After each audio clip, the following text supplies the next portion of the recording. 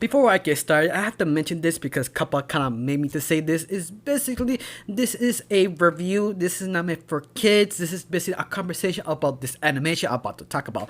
Besides this is the first time I see my channel. I used to review cartoon series, anime series, or something completely random, and today will be Kaba, the Age of Wonderland. And I know I probably said that wrong completely. I'm totally sorry because I am totally excited because this anime series blew me away. Because it does so many good things. The music track, for example, because they use all type of genre. If you feel fat, if you feel sad, they use country. If you feel kind of like an action, they use kind of big boxing, or they use sort of blues or rap or rock. They just dive for each genre. That's super rare to see, or in this case to hear, because usually they have a theme music. That theme music is supposed to be pop. That's all the song supposed to be.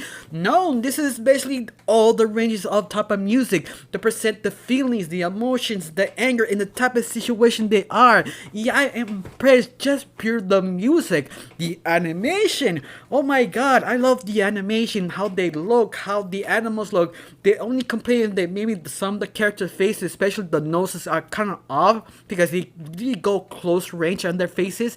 Besides that, the animation is pretty great and pretty amazing. Now, I pretty much should start talking about the story. What is this about? Well, our main character, Kimo, she's basically a very underground kind of girl because you understand this is basically end of the world, so they have to stay underground. But you see something strange about Kimo. She's pink and you see the rest of the people are human, no more colors, so it's kind of odd. It raises a lot of questions, but the main focus is not that, because at the very beginning of the episode she was drained out of the sewers because sort of earthshake or something like that, so they kind of forced him to kick her out to survive, and now she's trying to figure out how to go back to his dad and her own people.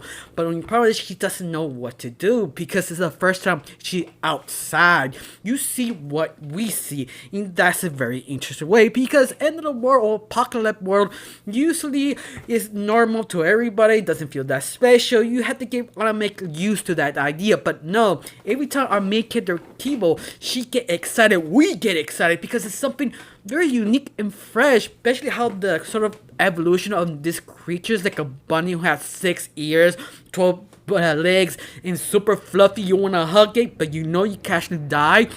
That's kind of thing that just blew me away because it's a show. The animals, the land is so creative and super dangerous because this type of show lets you know you can die, and they allowed them to use the word die. How rare is that?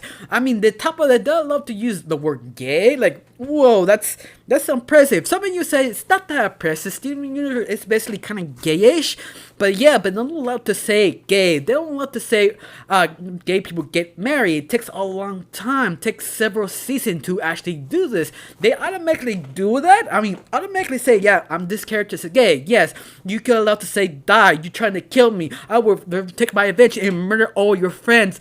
That kind of phrasing or words and allowed to do that takes a long time to let them to do anything. So yeah, this is the reason I'm so hyped, because they're allowed to show death on top of that. That's so amazing and impressive, because when you are allowed to do that, it could be so creative, the sort of situation, especially in how the world is. Usually when end of the world apocalypse, it's sort of basic, but this one is refreshing because how kind of a spiral of kind of adventure time, because each creature is very creative, especially the mutant creatures or mutant bunnies, the mutant bunny rabbits, or the same thing. I'm so sorry, I'm just rambling because I am so amazed, because you see like wolves are actually intelligent, but not mean intelligent. They're brutes, but like wise intelligent creatures. That's very unique take. You have kind of mutant snakes that being aggressive, but they're rockers. Like, I love that sort of take. They take something that you see 100 times and give a different spin, a different flavor. And I love that, especially the bees. I was like, whoa, the bees are kind of DJs, kind of raid kind of characters, something I wasn't expecting, that can throw you off. Like, whoa, that's interesting. On top of this, our main character Chemo, she's trying to go fire her family, but yet she meets up this different character like the wolf girl, that she is sort of kind of messed up, but at the same time compliments Chemo super well. Like Chemo, to describe her as a character, she's very unique, idealistic, not sure how the world works, but she believes you could friend everyone. And wolf girl, she's the opposite. She's the person who have wisdom and experience of this world and how can actually hurt you. You like this sort of coming back, sort of balancing each other, because the end, they both need to sort of survive together, sort of to connect. Especially Wolf Girl, that she kind of needs Chemo to survive because she doesn't know how to connect to people because there are very little of them.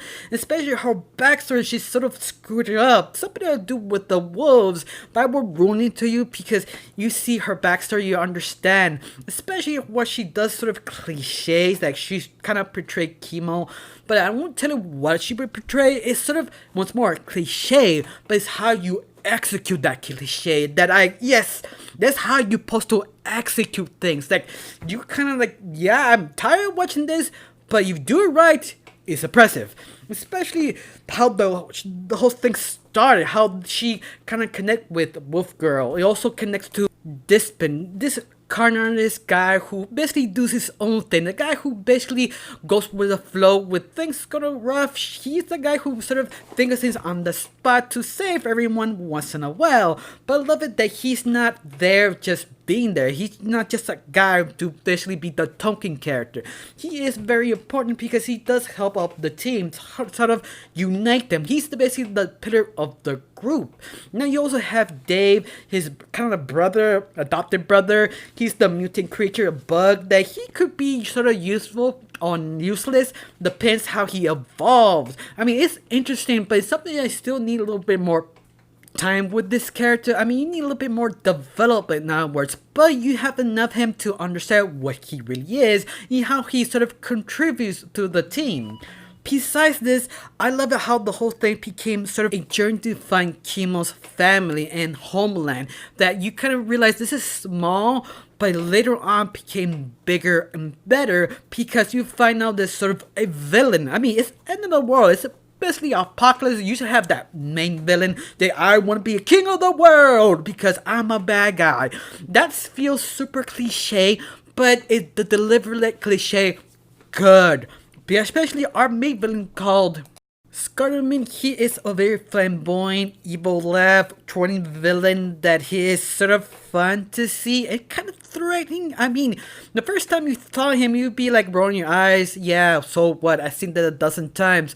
The way he snapped his fingers, it did kind of became sort of disturbing. That's kind of weird, unsettling feeling that just been a few moments every single time you see him. He does his own thing, his own evilness, that you feel, yeah, you have someone here, but you don't have enough of him to see the full picture. But you got me curious. That's the thing you delivered, and I enjoy that. Besides that, I love that sort of question of the main character. What is she? Because she's pink. It's something that the main character doesn't know, but you sort of see her evolution to understand what she is. Of course, it's sort of a big question, not yet fully explained because they're teasing us, because for season 2, let's face it, that cliffhanger really is pissing me off, but at the end, you got me. I want to see more. I want to see how this world is, what it happened, why the main character is pink, why Scarman knows the main character's father. And there's a lot of questions you need to answer. You know what? You got me. I had to watch it. Now the question is, do you enjoy it? What's your favorite part? What the thing will grab you to watch this series? Or if it just piss you off, you hate it? Tell me down below. I got nothing else to say. Thanks for watching. Don't forget to subscribe and have a wonderful day. Bye.